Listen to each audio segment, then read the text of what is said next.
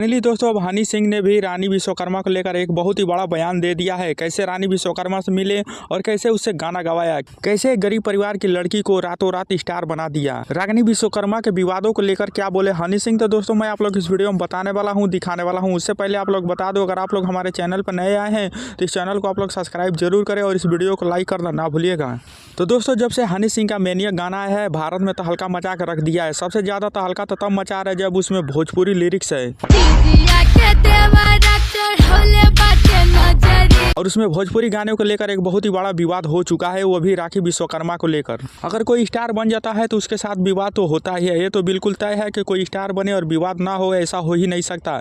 लेकिन दोस्तों मैं आप लोग बता दूं, हनी सिंह उस लड़की को ढोलक पर गाते हुए रील में देखे थे। फिर उसके बाद हनी सिंह ने सोचा मैं इस लड़की को दुबई बुलाकर अगर गाना गवा देता हूँ तो यह लड़की घबरा जाएगी। उसके बाद अपने मैनेजर को भेजते हैं बिहार और वहाँ पर गाने का शूटिंग करवाते हैं। लड़की को पता भी नहीं चलता है, जैसे गाना आता है उसके बाद उस लड़की को बताया जाता है और हनी सिंह उस लड़की को रातों रात स्टार बना देते हैं। जब वो गाना रिलीज होता है उसमें भोजपुरी लिरिक्स सब कोई सुनता है और ये सुनता है कि उस गाने में रानी विश्वकर्मा ने गाना गाया है, तो दोस्तों एक विवाद का माहौल खड़ा हो जाता है। लेकिन जो रानी विश्वकर्मा के साथ विवाद कर रहे हैं, जरा उन लोगों को भी सोचना चाहिए कि हनी सिंह एक गरीब लड़की को काम दिया है, एक गरीब लड़की को एक स्टार बना दिया है, तो उस लड़की को सपोर्ट करे, ना ही कि विवाद करे। दोस्तों हनी सिंह ने भी कह दिया है कि यह विवाद मेरे साथ नहीं बल्कि लड़की के साथ हो रहा है। लेकिन जब शुरू में कोई स्टार बनता है तो ऐसे ही विवाद होता है। जैसे शुरू में हनी सिंह स्टार बने थे उनके साथ भी विवाद हुआ था। दोस्तों ये तो चलता रहता है। बाकी आप लोग क्या कहना चाहेंगे रानी विश्वकर्मा और हनी सिंह जो सपोर्ट किए हैं उसके लिए, तो आप लोग कमेंट बॉक्स में जरूर कहें। चैनल पर नए हैं तो सब्सक्राइब करें, वीडियो को लाइक करना ना भूलिए।